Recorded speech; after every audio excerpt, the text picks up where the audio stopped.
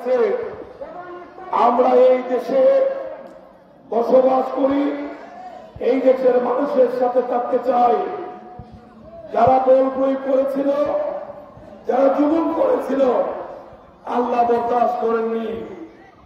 আজকে আমরা মুক্তভাবে ইফতারের সমবেত হয়েছি, কিন্তু যারা এই পুলিশ নিয়ে আমাদের উপর অত্যাচার করেছে, তারা আজকে নিজের পাপের কারণে, অপকর্মের কারণে অনেকে ঘর ছাড়া, বাড়ি ছাড়া, অনেকে আবার দেশ ছাড়া। এটাই হচ্ছে ভাগ্যের খেলা। আমাদের প্রিয় নেতা জনাব তারেক রহমান সাহেব লন্ডনে বসে সারা বাংলাদেশের মানুষের ভাগ্য পরিবর্তনের জন্য নিজের চেষ্টা, শ্রম, গাম, নেতা দিয়ে বিএনপির মতো একটি রাজনৈতিক দলকে প্রতিক্ষণে, প্রতি মুহূর্তে জনগণের কল্যাণে কাজ করার জন্য নির্দেশ দিয়ে যাচ্ছেন। অনেকে মনে করছেন আজকে যদি অবাধ, সুষ্ঠু, নিরপেক্ষ নির্বাচন হয়, ইনশাল্লাহ বিএনপি রাষ্ট্রীয় ক্ষমতায় যাবে। গত বছরের তুলনায় আমরা অনেকটা চাপ মুক্ত, আমরা বাধাহীনভাবে সাংগঠনিক কর্মকাণ্ড চালাচ্ছি। গত বছরও আমরা ইফতার করেছি আমাদের প্রিয় নেতা জনাব তারেক রহমান সাহেবকে ভার্চুয়ালি আমাদের সঙ্গে নিয়ে সারা বাংলাদেশের 64 জেলার ন্যায় হবিগঞ্জে আমরা ইফতার করেছি। এইবার অনেকে মনে করেছিলেন বিএনপি হয়তোবা আরো বড় পরিসরে জাঁকজমকপূর্ণভাবে ইফতারের আয়োজন করবে। বিএনপি যেহেতু গণমানুষের দল, শহীদ রাষ্ট্রপতি জিয়াউর রহমানের গড়া দল, বেগম খালেদা জিয়ার নেতৃত্বে গড়া দল, তারেক রহমান সাহেবের নেতৃত্বে হাঁটি হাঁটি পা পা করে মানুষের হৃদয় জয় করছেন যে দল, সেই দলের ভারপ্রাপ্ত চেয়ারম্যান তারেক রহমান সাহেব সিদ্ধান্ত নিলেন আমরা কোনো প্যান্ডেল করে নয়, কোন শীততাপ নিয়ন্ত্রিত কোন অডিটোরিয়াম ভাড়া করে নয়, আমরা যদি ইফতার করতে হয় আমরা যেন গ্রামে গ্রামে ছুটে যাই। যে মানুষগুলি গত 17 বছর রাজনীতি না করার কারণেও বিভিন্নভাবে আওয়ামী লীগের দ্বারা এবং আওয়ামী লীগের তথাকথিত আইন শৃঙ্খলা বাহিনী দ্বারা নির্যাতিত হয়েছে, নিষ্পেষিত হয়েছে, এই মানুষগুলিকে রেখে আমরা ভালোভাবে ইফতার যেন কেউ না করি।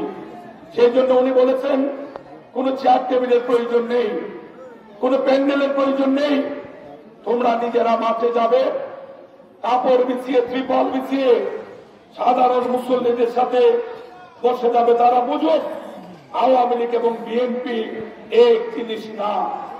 বিএনপি মানুষকে ভালোবাসে, এটার প্রতিদান যখনই মানুষের ভালোবাসা বিএনপি পেয়েছে, দেওয়ার চেষ্টা করেছে। আমরা বিশ্বাস করি আল্লাহর শেষ মেহেরবানিতে এদেশে যদি অবাধ, সুষ্ঠু, নিরপেক্ষ নির্বাচন হয়, নিশ্চয়ই মানুষের ভালোবাসায় সিক্ত হয়ে বিএনপি আপনাদের খেদমত করার সুযোগ পাবে।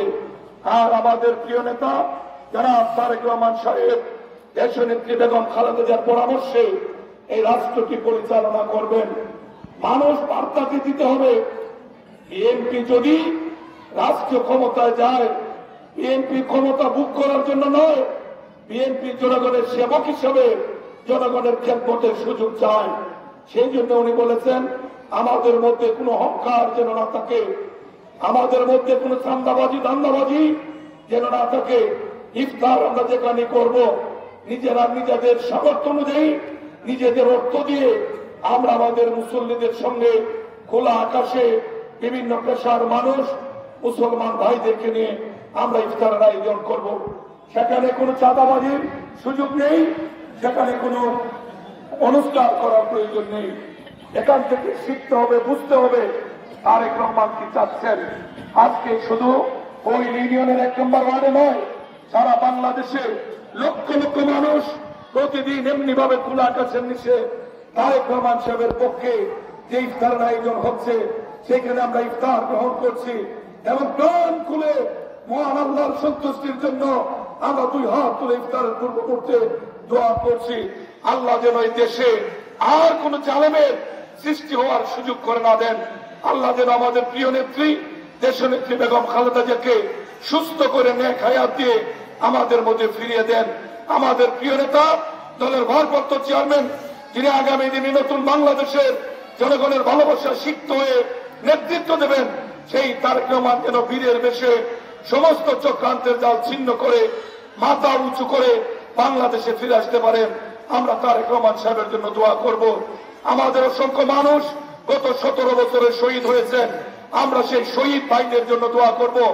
গত জুলাই আগস্টে এই গণঅভ্যুত্থানে প্রায় 2000-এর উপরের মানুষকে শেখ হাসিনার পেটুয়া বাহিনী পাখির মতো গুলি করে হত্যা করেছে।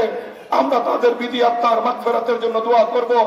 হাজার হাজার মানুষ এই আন্দোলনে পঙ্গুত্ব বরণ করেছেন, চোখ হারিয়েছেন, অনেকে অঙ্গহানি হয়েছে, স্বাভাবিক জীবন ফিরে পাচ্ছেন না, তাদের জন্য আমরা দোয়া করব। আসুন আর কথা না বাড়িয়ে এই দেশের প্রতি আমাদের দায়িত্ব আমরা পালন করি। আমরা আশা করছি অল্প কিছুদিনের মধ্যে পরিষ্কার হবে আগামী ডিসেম্বরে আগামী 13 জাতীয় সংসদ নির্বাচন অনুষ্ঠান হবে। সেই নির্বাচনে আমরা আমাদের মনের প্রার্থীকে প্রাণের প্রার্থীকে ভোট দিয়ে আমরা জাতীয় সংসদে পাঠাবো। আমরা খেয়াল রাখবো এই নির্বাচনটি হচ্ছে আমাদের ইমানি পরীক্ষা। আমরা যেন কেউ কোন অন্যায়ের কাছে মাথা নত না করি, আমরা যেন কেউ কোন ধরনের ঢুকার মধ্যে পড়ে রাষ্ট্রের এবং দেশের ক্ষতি না করি। সেজন্য সবাইকে সতর্ক